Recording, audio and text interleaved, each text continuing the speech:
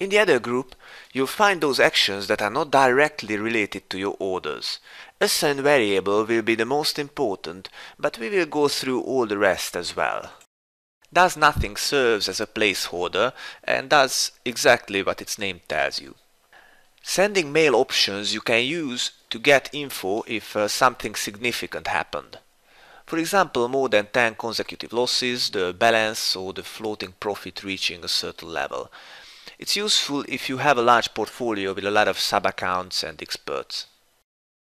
Logs can be used while testing, while custom action will open a door for programmers to write codes within the frames of the EA wizard. Draw arrows makes your expert easier to follow by putting arrows below or above the given candle as the condition comes true.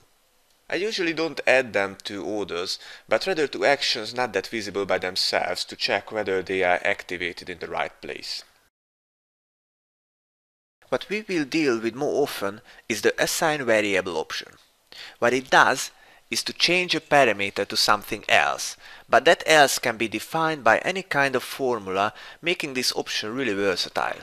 First, when we use it, it's important to decide whether you want to leave the certain variable changed or it should be set back to its original version once. Or also if it should be changed according to the formula simultaneously, like by adding a certain number to it or multiplied by something. I give you a few useful examples on how you can use it, but as I said, it's really just up to your creativity on what combinations you might come up with. First, you can use double conditions to describe more complex issues like price formations or things that has to happen before certain rules can be activated. For that, make a boolean as a false as default, and if certain things occurred specified in the if section, you turn it into true. Then, in another rule, it can be a condition if the variable is already true. It sounds complicated, but imagine the following example. How would you set rules for a flag shape, for example, if you want to trade it?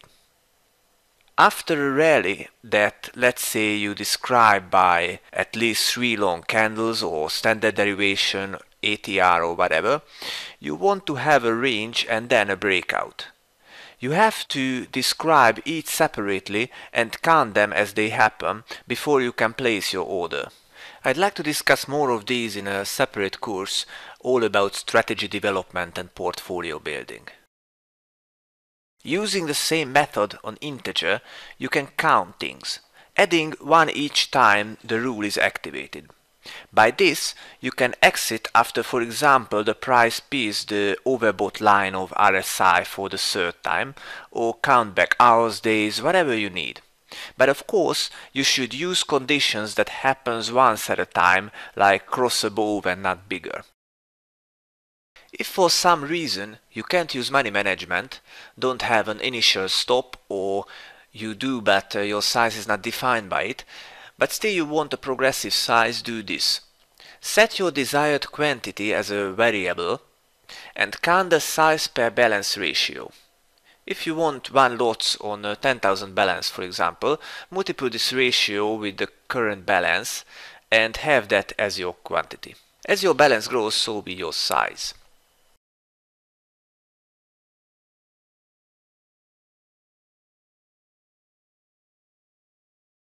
Of course, it's not that user-friendly.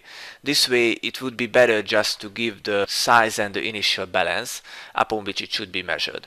So we add them and hide the quantity and the ratio. From now the expert will do the maths. You can also have your expert more adaptive to market changes by setting protocols that are only activated if certain market conditions trigger the switch, or you can give each of these a number and switch it manually from your expert options.